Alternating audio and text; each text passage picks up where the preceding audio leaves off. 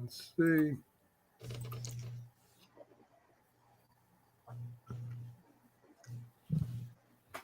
It's never where I want it to be. Of course, we're live and I'm talking. Folks, 1 second.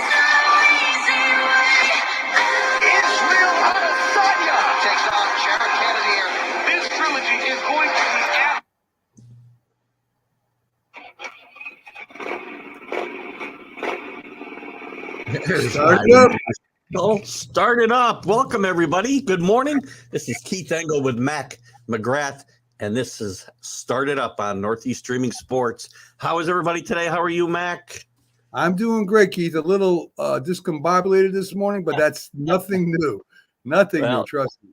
Nothing to be worried about, because as soon as we get started here, our heads will explode and we will just fall into it, because starting with the NBA, I mean, as we got ready to head into free agency yesterday at I guess 6 p.m. Eastern time, which got off to a quick start, but Kevin Durant decided to blow all that up by announcing he's demanding a trade from the Brooklyn Nets, excuse me, and they're going to accommodate him. So this has become just an unmitigated disaster, this move to bring in Kyrie, Kevin Durant, along with Harden, who's already here.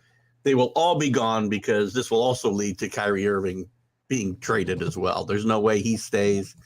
I don't know what to say other than they put these guys together for a boatload of money, and I think they got one playoff or maybe two playoff series wins out of them, and I think they played together about a total of 40 sometimes in 3 years.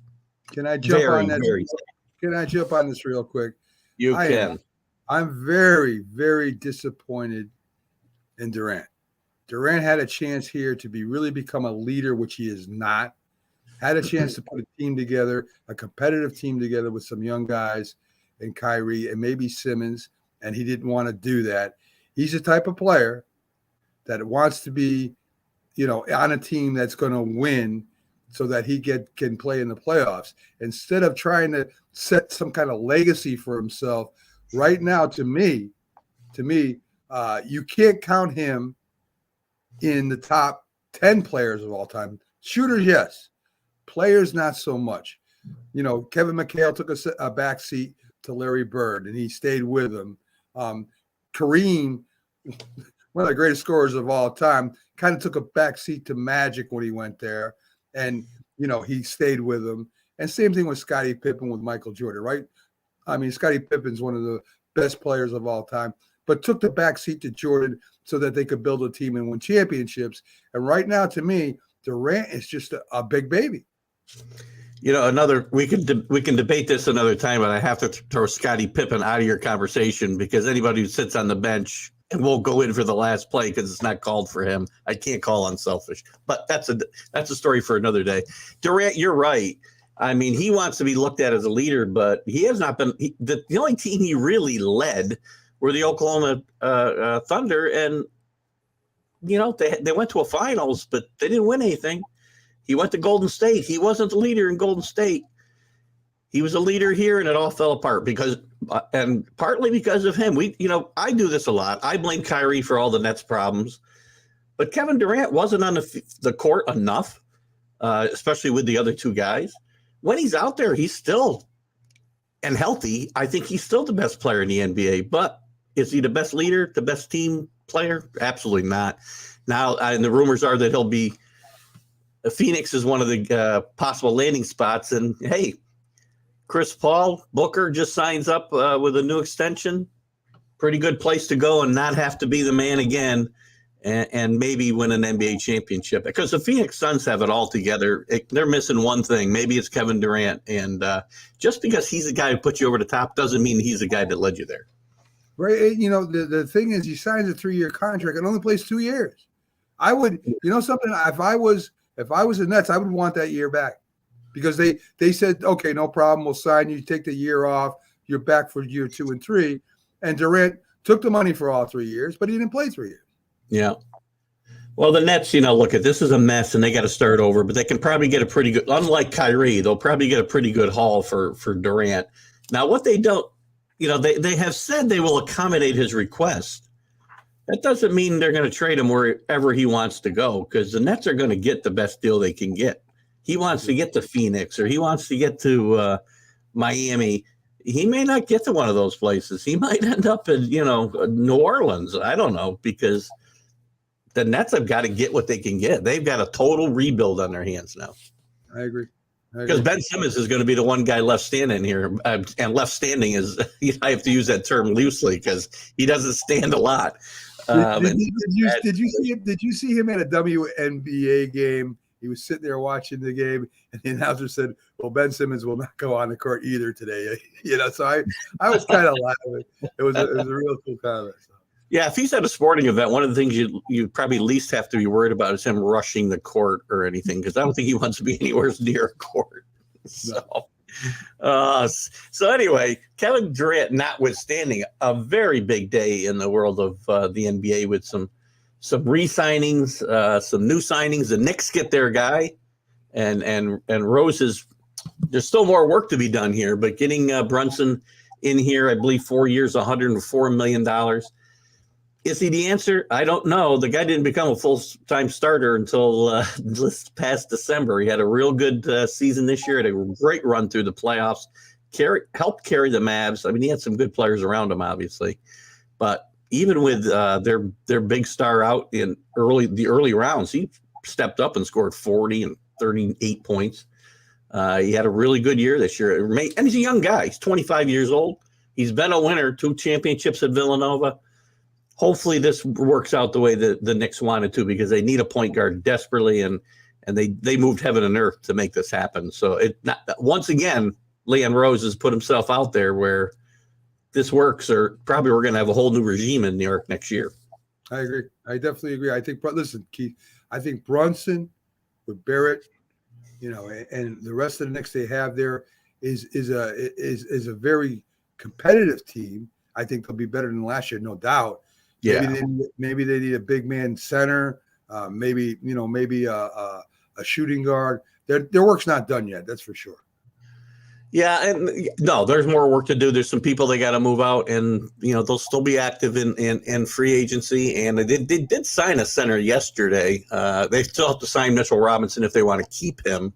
They did sign a center yesterday, and he's probably down my list here a little bit. We'll go through the signings a little bit, and I'm sure we'll touch on him. Some of the other big names yesterday, you touched on a couple of these, and they were official now. Jay Morant signs a big extension, 6 years, his was 4 years, $226 million. Devin Booker, who we talked about a minute ago, 6 years, $295 million. Towns, you talked about yesterday, $224 million for 4 years. These numbers just blow your mind, don't they? These are $50 million plus a year contracts. Boy, it's amazing what the NBA's got going here.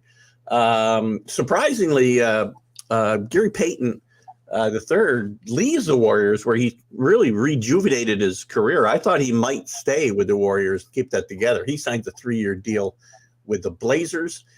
Where else we got here? Drummond, the center Drummond goes to the Bulls for 2 years.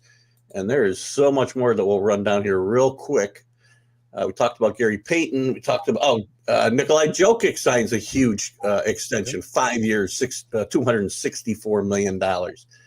I'm looking for some big names here. I know there's a couple other. PJ Tucker finalizes the deal with the 76ers, a nice role player that will hopefully help the Sixers maybe reach their potential.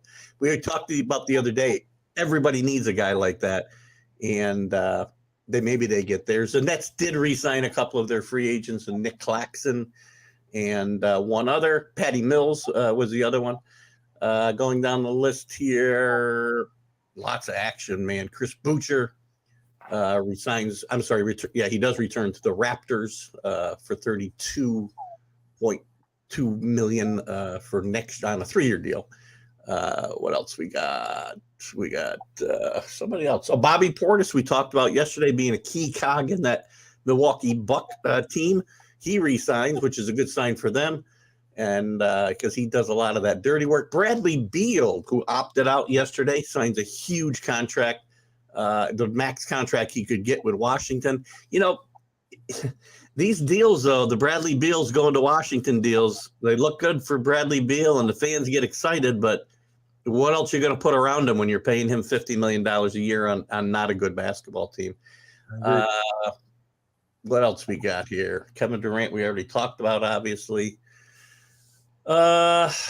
That's probably about it as far as, I mean, there's some other smaller stuff. We don't want to jump into all of that. There'll be more news as we go forward.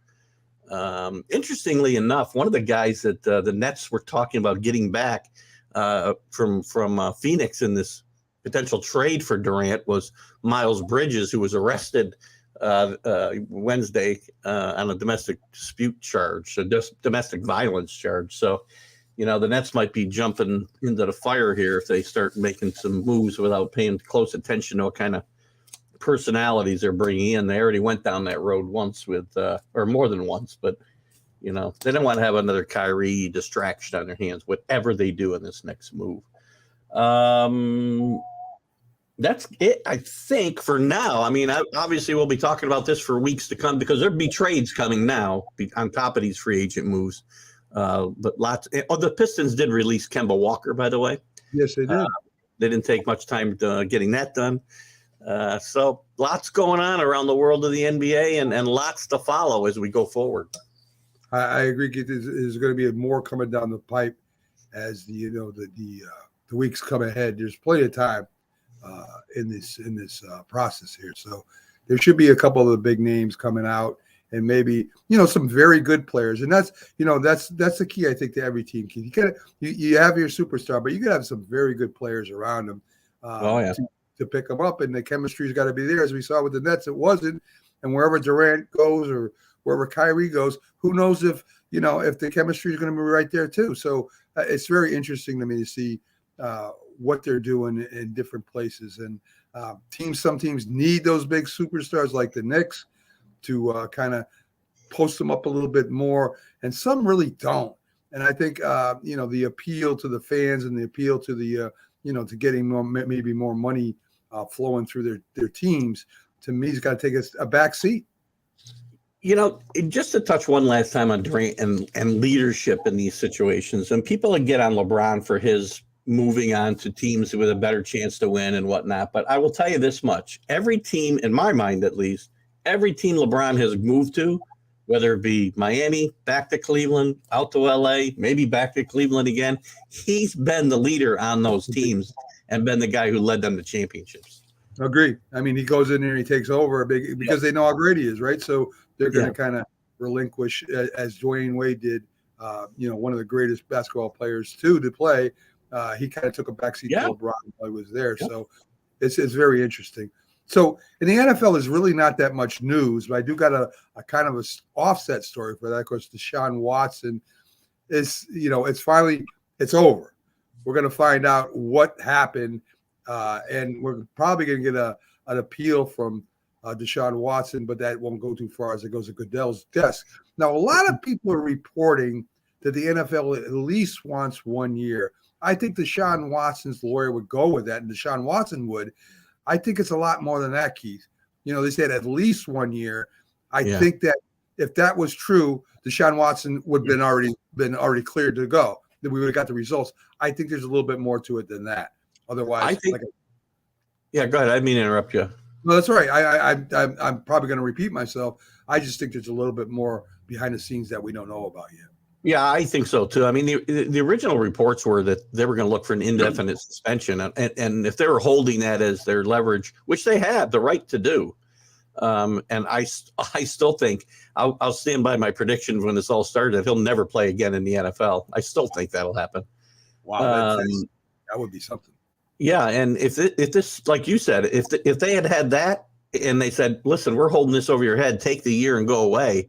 If that was happening, we'd already know about it, and it'd be old news. So whatever happens, I think you're right. There'll be an appeal process, and this won't go away for a while. I think they're concerned about the 4 women that haven't settled with them and the possibility of more coming.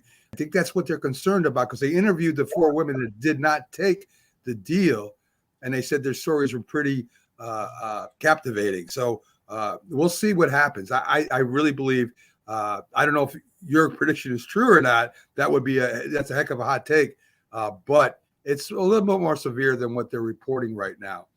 Yeah. Interesting. Well, again, I made that prediction the day this news broke, over a year ago, and we'll see. We'll see what happens.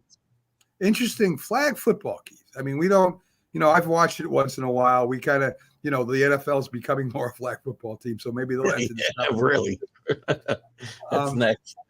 But the NFL, the flag football, the world flag football team, they have 8 teams of men and 8 teams of women nationally. And they compete versus the world in their games, and they've won last year. They're getting a honorary pass to come in, and they get the pass to come in and play again in the World Games. Yeah. So as far as flag football goes, we're dominating. I mean, it's crazy that this sport nobody really pays attention to, I should say, in the mainstream, right? It's kind of a like 3-on-3 basketball, right? Great game. I love watching it when they play 3-on-3. Some of the teams versus some of the pros that enter that, or ex-pros, I should say. Mm-hmm. But it's pretty interesting that, they actually have a world championship for this game. It is. And flag football, listen, I've known some people up in our area that have been very big into this, and they've gone to play in Cowboy Stadium in national championships. If you will. We talk about the big sports all the time, and we try to dive into some of the lower tiers, not to dismiss them, lower tier sports in people's minds, but there's so much more out there that we don't even have time to touch on, and they're very popular amongst their, niche group of people. Yeah, they really are. So Keith, I think Major League Baseball is probably the second big. Go ahead. Yeah, one quick thing before we leave the NFL. I mean, a piece of news that came out yesterday that was kind of quiet is the NFL hired David Highill to be their first vice president and general manager in charge of sports betting.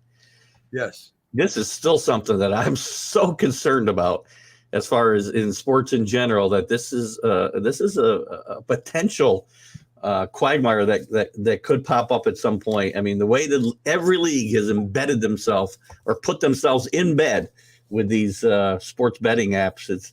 Half the news you read in the sports is about, it looks like a sports article, but it's about the game and who you should bet in this game. And yeah, it's huge. Right. It's huge. And there has been complaints filed against DraftKings and against FanDuel for misrepresenting what they said they were going to do. So it's going to be interesting. I think you're going to. I think you're right. I think something's going to happen with this. Whether they, because there's another one out there too. Another site for betting too. So I mean, listen, you're going to have probably 10, 12. I don't know how many sites there are. They're probably more than what I'm thinking. But the big ones are already getting complaints filed against them for misrepresentation.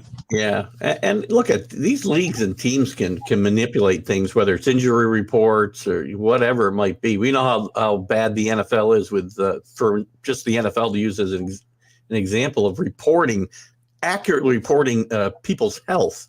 I'll use my own team and Bill Belichick as an example. Tom Brady was questionable for his entire 20-year career with the Patriots. So I think everybody was questionable. I think he was questionable. He marked himself questionable a couple of times too. I think he did. So anyway, I just wanted to touch on that before we moved on. I think it's a sign of the times. One more, because we start talking, it gets me thinking. One more thing on that. Yeah. You see the sports reporters that are really reporters for the betting sites on the field, seeing if these guys are going to play or not and reporting it back. Yeah. So it's pretty. I mean, it's crazy right now. So with streaming and these sites, it's going to be hard for them to keep track of, I think. Yeah, it's going to be interesting to follow as a year. And there's so much money involved, and they're paying these leagues so much money to be in bed with them that it's never going to go away. That genie's never going back in a bottle. Well, not at all. So moving on to Major League Baseball on the scoreboard yesterday, the Astros continue to be the Yankees' nemesis in a well-played, low-scoring game. The Astros nipped the Yankees 2-1. The Yankees still with that 12.5 game lead. I don't think there's anything to worry about. except the Astros jinx, if you will, needs to go away. Because come playoff time, they're going to have to answer to the Astros at some point, I'm afraid.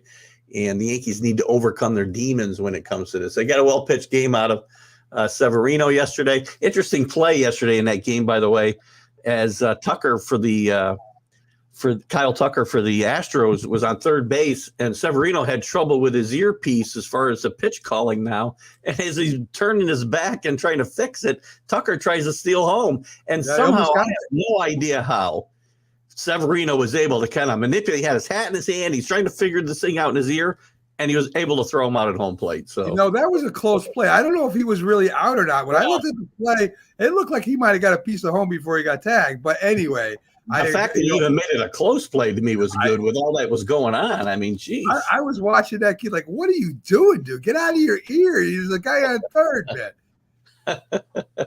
Wow. Oh, gosh. Moving on, one of the other teams that we talk about being scrappy this year, the Guardians, which is still hard for me to say, the Cleveland Guardians, team formerly known as the Indians, beat the Twins, who are leading the division. So they're staying close to the Twins in this division, surprisingly enough. And obviously some teams that were supposed to be better in that division are not. The Phillies roll over the Braves yesterday, 14-4.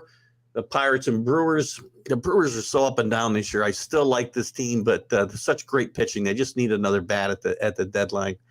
They lose to the Pirates 8-7. The Blue Jays and the Rays, who are playing, I believe, all weekend. That's probably one of the marquee series this weekend. Important for the Rays because they're not only 15 games behind the Yankees, but if they have a bad weekend, they're going to start losing sight of the Blue Jays and the Red Sox too. Not a good sign. Kind of a disappointing season so far for the Rays, as their hitting is just atrocious. The Cubs, with an offensive explosion yesterday, beat the Reds 15-7 in another game I'm sure people were getting paid to go to.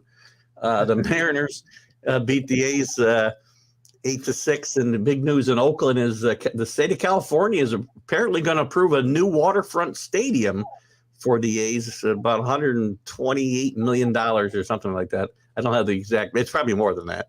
That sounds like a little bit of money. But I'm not sure why, because nobody goes to watch the A's. Nobody watched the A's in the 70s when they were winning 3 straight World Series. Yeah. So I'm not sure how they've stayed in Oakland all this time and why the state would get involved in building them a new stadium, but they are. And real quick, you can make a comment if you want, but the Dodgers in the first game of a big series out west beat the Padres 3-1 in that game. Justin Turner with 2 home runs. So some interesting stuff there. And I want to jump on the All-Star first phase of the All-Star voting is I want to get in. If you have any comments on the scores or anything last night, we want to one thing I want to talk about. Who knew the Pirates had this much power? I mean, they're setting records. I mean, they're hitting 4 home runs one game, 3 home runs the next game. The one guy's hitting 3 home runs each game. I mean, did anybody expect the Pirates to have this much power? I didn't hear nothing about. You hear they're not a good team, but man, they're just hitting the hell out of the ball lately. No, the only guy I hear about it from is Mark Mancini from Mancini Media, because he's a big Pittsburgh guy and the most anti-LA guy you'll ever meet who lives in LA. But he's a big Pittsburgh guy. I keep telling him this team's going to win. Maybe after we're all dead and gone. I don't know. That's when they'll win a World Series because they keep trading their guys. But they can score some runs. The pitching is a big problem right now in Pittsburgh for sure. And a great comeback for the Phillies versus the Braves, not getting swept by the Braves, keeping them kind of at bay until their pitchers. I mean, Keith, I really believe the Mets normally fall apart at the end of the year. That's been their MO lately. But once these 3 pitchers get back and healthy again, it may take a week or so, but I think they're going to take off again. Yeah, I think it's possible. Look, the Mets have done a good job of holding, their position somewhat. They've lost some of their lead. We know that. But the team's been very resilient, and they're going to get some reinforcements here after the All-Star break, hopefully for them. It's going to be a good race with them and the Braves. I don't think the Phillies can keep up just because of the pitching and the defense. The defense is just awful. And Bryce Harper being out probably – they're being optimistic, but I'd be surprised if he came back this year. And if he does, he's certainly not going to be Bryce Harper effective either. Okay, the All-Stars, Keith. Let's get out. The the first phase of the All-Star voting. So the All-Star voting's changed a little bit over the years. Now there's like 2 phases. So the fans got a chance to vote once and they'll vote again, but they narrow it down to 2 people, 2 finalists at each position. And the top vote getters in each league in this first phase are automatically starters. That was Aaron Judge and Acuna, or not Acuna. Jesus, what the heck is his name? Acuna. Ronald Acuna Jr. for the Braves. They're automatically in. The other, I just want to run down quickly the other finalists at each position in each league that will be voted on. Wilson Contreras, no surprise there for the Cubs. Travis Denard, maybe a surprise there because he hasn't played a lot. He's been hurt a lot this year, but we'll see what happens there. Paul Goldschmidt, who's having a pretty good year with the Cardinals, and Pete Alonso for the Mets at first base. Second base, Ozzie Aviles for the Braves, just a great player. And one of the breakout players this year, Chaz Chisholm Jr. for the Marlins, who's currently on the injured list, but has had a very good first half and one of the breakout players in the National League. Third base, Manny Machado and Nolan Ariendo. Shortstop, Trey Turner and Dansby Swanson, who's been a very key cog in that run now by the Braves. And in the outfield, we said Acuna's already in, but you've got Betts, Peterson, surprisingly enough, Jock Peterson for the Giants, Starling Marte for the Mets, and Adam Duvall, a surprise, with the Braves in the outfield. And for the first time ever, the NL has DH voting, and Bryce Harper leads that with William Contreras from the Braves second. Quickly in the American League, catcher Alejandro Kirk from the Blue Jays, and Jose Trevino from the Yankees, very surprisingly second. Maybe not with the New York City attendance, but he's had a pretty good first half, and I think this is a nice honor for him even to get in the finals for this voting. Vlad Guerrero Jr. and Ty France at first base. Second base, Jose Altuve, everybody's favorite booing target around the league, and Santiago Espinal from the Blue Jays. Third base, Jose Ramirez, one of the most underrated players in baseball in my mind for the Guardians. Rafael Devers for the Red Sox. Shortstop, Bo Bichette from the Blue Jays. Tim Anderson from the White Sox. We know him well here in New York from the last month or so with some run-ins with Donaldson. And the outfield, as we said, Aaron Judge already in. The rest of the finalists, Mike Trout, George Springer, Stanton for the Yankees, and Gurriel Jr. for the Blue Jays, and at DH, Jordan Alvarez for the Astros, and Ohtani is one of the finalists at DH for the Angels. So he could get voted in at 2 positions. I'm not really sure how that will work. He'll be the pitcher, right fielder, and the DH this year, Keith. So a couple, and I know you probably want to go to a break, but just other quick MLB notes. Right. Rob Manfred this week is, talking about his. Rob Manfred needs to just be quiet and please wait till his term is up and hopefully go away. First of all, he talks about expanding with no hard information, but he says he wants to see the league go to 32 teams. And my question is, why? There's too many guys in the major leagues that don't belong in the major leagues already, and you want to further weaken this player pool. I just think it's probably a bad idea. And he also says, and we may have touched on this earlier in the week, that the automated or the computer strike zone will likely be in place by 2024. So we'll see what happens with some of that. Don't expand Major League Baseball. How many teams do you need? You got markets you can't support now in Oakland and Tampa Bay. And, you can't do this. I agree 100%. Take care of the teams you got first and make sure they're all solvent and they're getting they got to come up with some kind of marketing for the small markets. I don't know what they're going to do there. I know a lot of it's regional, but Major League Baseball should get involved in that to help them market their teams better. They should have a marketing guy overseeing all this stuff to help them out. And to expand another 2 teams or whatever, it would be too much. It'd be way too much.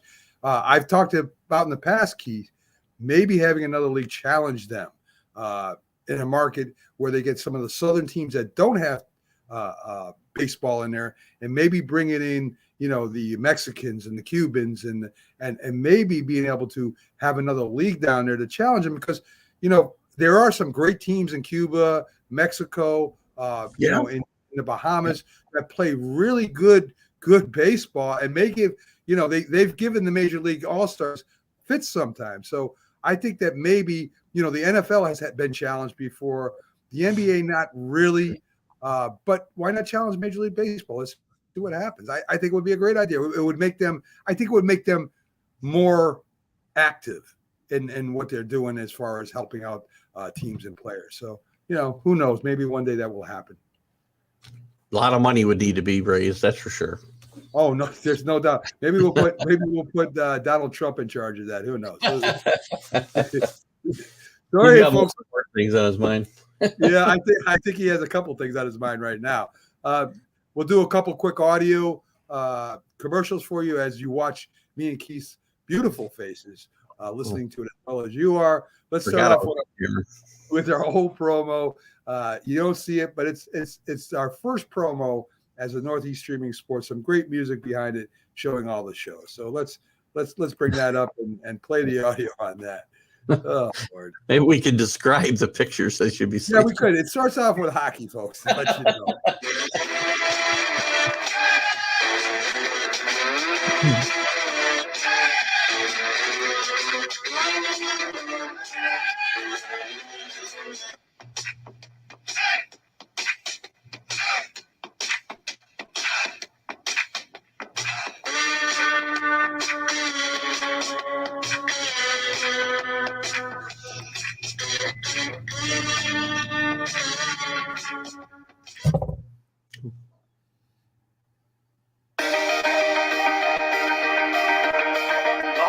Foundation is excited to bring back the Dream Ride experience, August 26th to the 28th at Connecticut's Farmington Polo Club.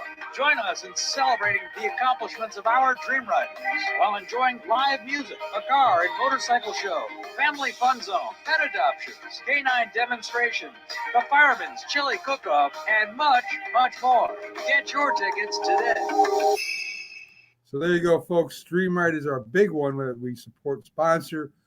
Again, in Farmington, Connecticut, a weekend, tens of thousands of people. If you can attend, great. You'll see, concerts. As they said, you'll see former NFL players there, cheerleaders there, mascots from teams there.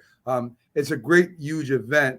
This is all to raise money for children with mental handicaps, autism, and etc. for the adults. And to go to cancer research. They've raised $18 million since their existence. I think it was about 9 years ago, Keith, they started this. Yeah. They even raised over $3 million during the COVID when nobody was there. So, I mean, very few people were there. So a lot of big sponsors, contribute. A lot of people that are involved contribute that can't make it. And I'm hoping that people hearing this and watching us right now do the same thing. All you got to do, if you can't make the event itself, you can donate to dreamride.org. They'll take $5 or $10, guys. You don't have to contribute hundreds of dollars. They'll take anything just to help this this effort go forward, and I'm hoping you do. So that's it for the Dream Ride, Keith. Good stuff. Good call. Good stuff. Good cause. Please get out there and donate. Definitely. So, Keith, I do have some UFC news, believe it or not. I mean, it blows my mind that that I haven't paid attention to this really, right? I mean, I've watched a couple fights on TV like everybody else, but I haven't really got into the UFC itself. But they are having, believe it or not, a Hall of Fame. I guess this has been going on for a while.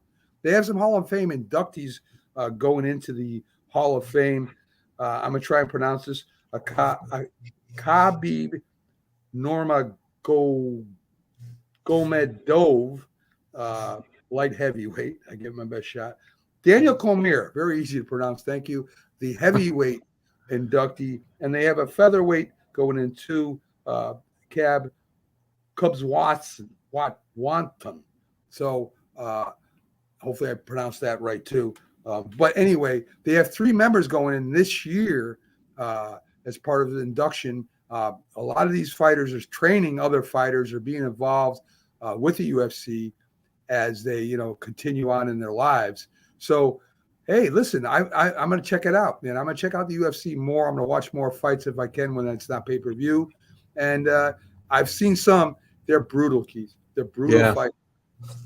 It's amazing that, and maybe somebody has. It's amazing to me somebody hasn't died in the ring during these things, because there's very little in boxing. Obviously, there's some rules in place to kind of defend or protect the fighters, but in UFC, it just looks like you're pummeled until you're unable to continue or unconscious. And it's, you know what, there's a demand for that. And I think that it is legal in New York State now, I believe. I know New York State was one of the ones that was fighting this the hardest because of some of the what they saw as I don't know if it was lack of oversight, but they didn't. New York State, we can't let anybody put their life at risk to make money if that's what they want to do. We want to control what they do here. But I do believe that now you can participate here. Yeah, I mean the refs do a good job jumping on it as soon as they can to stop it. And before, Keith, they didn't stop it. You fought till you were unconscious. So if you're getting the better of the fighter and you can't defend yourself anymore, the ref will jump in and stop it, which didn't happen a few years ago. They just until it was over, it was over. So they're trying to be better about stopping fights when it shows that the other fighter's just defenseless. He just can't fight him anymore, and they'll stop it. So that's the kind of a change they've done in the last couple of years that I think has brought UFC more viewers than before, because some people just don't watch somebody get pummeled like that. I still have a hard time watching the women, even though they're great fighters. As I told you before, I think about my daughter or my wife in the ring, they're getting knocked around, and I would have to jump in there. So it's hard for me to watch the women, but what I do see before I turn it off is some unbelievable skills that I wouldn't want to fight them, tell you the truth. I'll tell you the truth there. So I wouldn't fight. No, the women, the guy, nobody. I'm not getting in the ring with anybody. Keith, I was thinking maybe we could pop you in there against maybe Robert Butler or something. That would be interesting.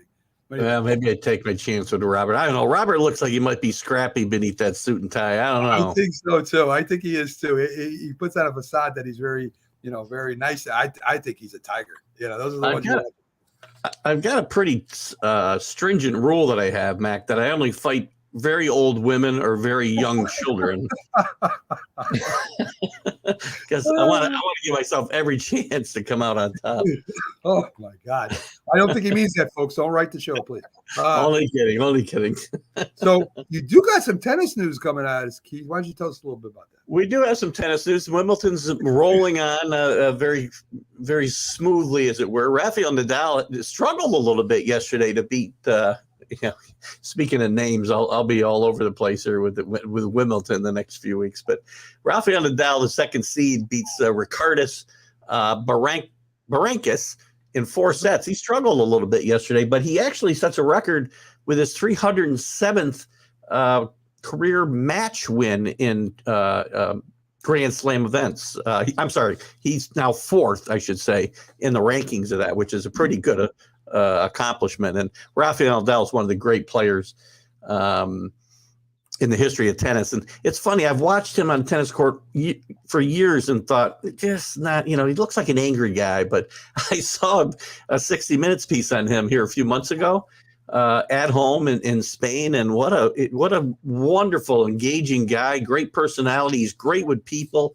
And I just hadn't paid close enough attention to Rafael Nadal to really appreciate the type of person he is as well.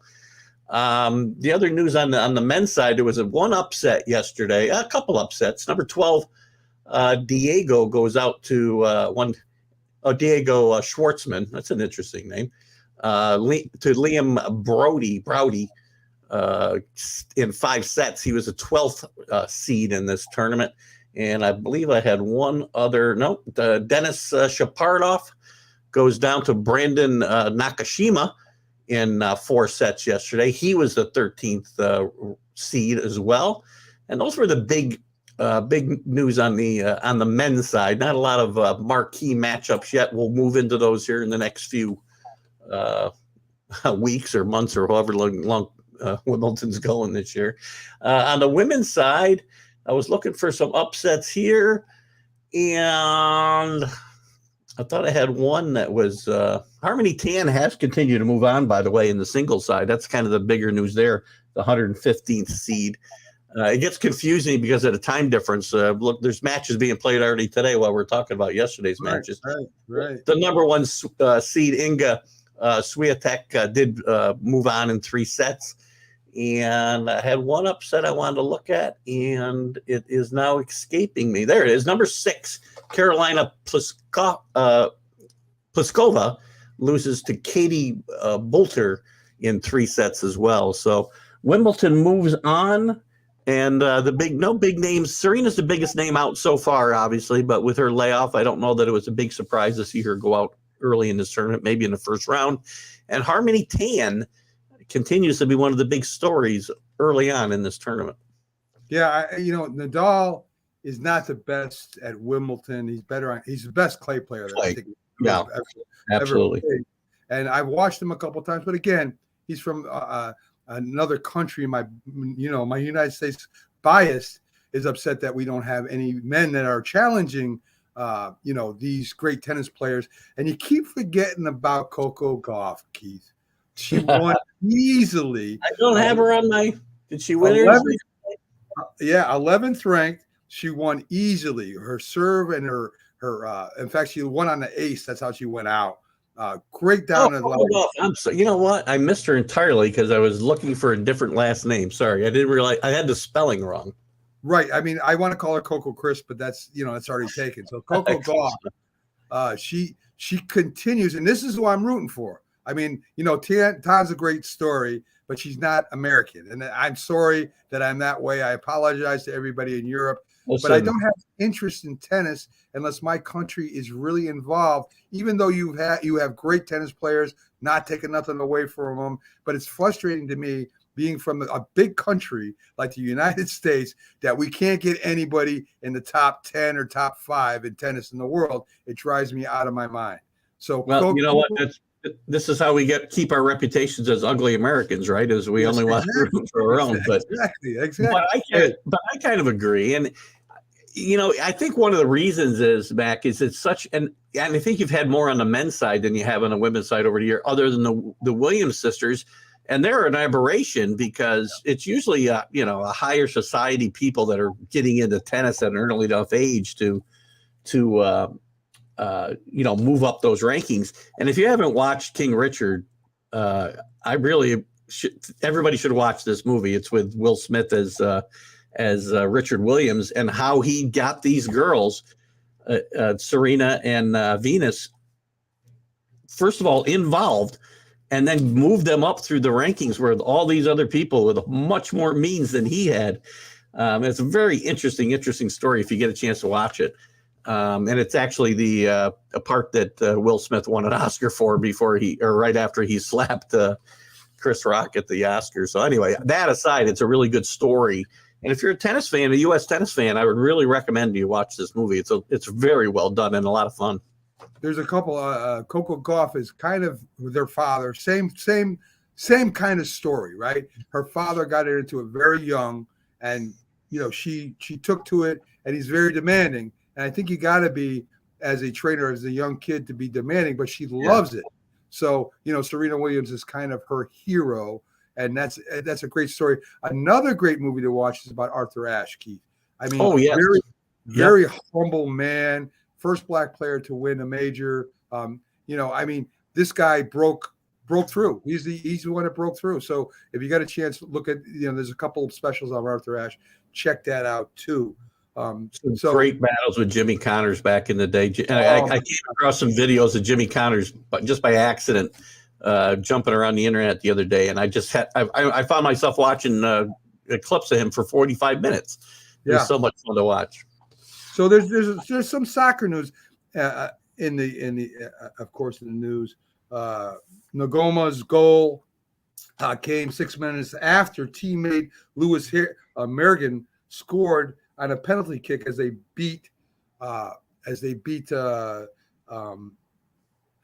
me get this, as the Red Bulls beat the team they're playing against, and that was a big rivalry. I don't have the name of the team on me, excuse me folks, but anyway, for the Red Bulls, okay, it was against United, sorry, that's who it was against, one of their big nemesis. So the Red Bulls come up and they beat them. Rocco Nova with 2 or 12. Let me get this right. With 2 big saves, and United Usan, he had 1. Kade Cowell was suspended for this game for a brawl, a real brawl after the game with some of the other players in Costa Rica. I mean, we're talking, 6 or 7 of them got kicked out, and Cowell got kicked out too for 3 games. They got suspended for 3. There was a couple that got suspended for 6, just out of this one game. So with the World Cup coming up, the USA qualified for the Olympics. So did the other team, but they'll be suspended for a few of those games. And in the championship and in the World Cup, they got to be suspended in both places. This is going to affect both teams very badly. So, kind of bad news there for them. The San Jose Earthquakes will miss the Friday semifinals with Honduras. And again, some violence there in that thing. I didn't know soccer was so violent. I know the fans get into it. I was going to say the fans get violent. I don't see a lot of soccer fights though among the players. Yeah, Costa Rica players again got suspended. Costa Rica is a bad place to play, and so did one of the players from our team. So that will be again sores for coming to the World Cup and playing in the national championships. So that's it for soccer. Keith, I think soccer is confusing to follow, right? Because it got so many teams in so many states, so many leagues. And I think there's got to be some way to condense that so it's easier to follow, because you got to go state by state, league by league, team by team to find out. Yeah, I mean, I'm just talking about the United States again for now. Yeah. I mean, I think the United States, I think the popularity grow more if you could follow it easier. It's same with lacrosse. Lacrosse has so many college teams, so many high school teams, so many professional teams, and so many different leagues. Again, you really have to be from that area to really follow it. And I think that's what hurts the national popularity of both of those great sports. Yeah, I would also make another suggestion to hockey officials that when you're in extra time, and I know what extra time is, it's, from penalties and whatnot, but when you're in extra time, tell me how much time is left, because it's amazing to me when I watch a hot soccer game and it's an extra time and all of a sudden the whistle just blows and it's over, but there's no clock that's told me it should end. And maybe it's just because, I'm American. I'm used to knowing what's going on with time. But it's always been baffling to me that I don't know how much time is in extra time. So let me give you a little lacrosse news. You got Maria McCool. Now, this is female, is embracing her new role as the USA lacrosse veteran. Mortensen is a native of, is the center of the Women's World Championship team that again beat Canada 16-11. McCool says it's an honor to play for, of course, her favorite sport and for her country. She was one of 6 players from the 2017 World Championships when they won the World Championships. So they got 6 players coming back from the 2017 team, along with a lot of new members, and they're hoping they could really make a run at it this year as far as the lacrosse goes. So I'm going to kind of follow that and see how well they do as they progress through the series and the different games. So that's pretty interesting to me too. Good story to follow for sure. Listen, it's funny in college sports, it's amazing. It tells you how much we got going on in the world of sports today that we're 50 minutes into the show. And I'm just going to tell you about one of the biggest sports stories of the day. Listen, I've been waiting. I wanted to save this for the finale. I was going to think about running it earlier, but I want this to be the last thing we go out because there's some huge news in college sports. Huge news. USC and UCLA have approved their programs to move to the Big Ten starting in 2024 in all sports. To me, this is we're heading towards. You talked about one super conference, but I'll tell you what, we're heading towards probably 2. Paul Feinbaum talked about it on his show yesterday on the SEC network. The Big Ten is not going to just roll over. this spells big trouble for the Pac-12, obviously, the Big 12, the ACC. They're in big, big trouble. ACC has got to go out and get Notre Dame. They got to do something to stem this tide because the Big 12 and the SEC are really taking things over. In the short term, watch out, Mountain West may cease to exist because the Pac-12's got to go somewhere to find teams. Probably the most natural place they're going to go is to the Mountain West, where there's some good teams that fit. Shockingly, they also fit regionally, which we don't even care about anymore. USC's going to go play USC's going to go play Penn State and whatever. I know they're going to be in the western part of that, but they're still going to have some crossover. And how does a team in California fit in the Big Ten? I mean, I just don't understand this. It has huge ramifications for UCLA, even on the basketball side. Well, also are good in basketball. I shouldn't just say UCLA, but they've got the tradition and the history. And this is, we've talked about this a lot. This is not good for college football. It's always been a regional sport with national appeal. I say that all the time.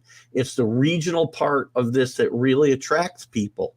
Yeah, UCLA gets to go along with USC, so that natural rivalry stays. But what about their rivalries with Stanford, which maybe isn't as storied, but they've had some good rivalries. Yeah. Oregon, will they be able to keep playing Notre Dame every year? I don't know that they will. If with playing a Big Ten schedule with the Big Ten, which actually has I think 16 teams now, so they can't even count in higher education. No, they don't change it. They don't change it. So